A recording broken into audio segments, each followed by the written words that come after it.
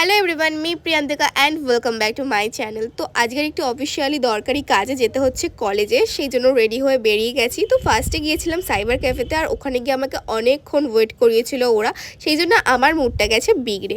তারপর আমি চলে এলাম গড়িয়া থেকে অটো ধরে যাচ্ছি নেতাজি নগর।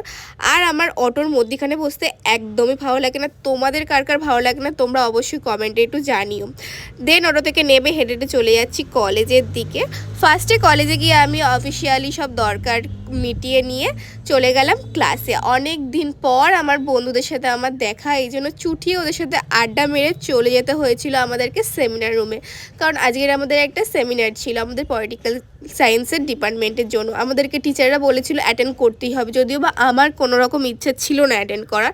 তারপর আমাদেরকে একটু চা বিস্কিট দিয়ে গেছিলো, তো চা বিস্কিট খেতে খেতে এনজয় করতে করতে প্রফেসরদের লেকচার শুনতে শুনতে আর মন জিনিসের প্যাকেট নিয়ে বাড়ি চলে এলাম। তো চলো আজকের মতো টাটা।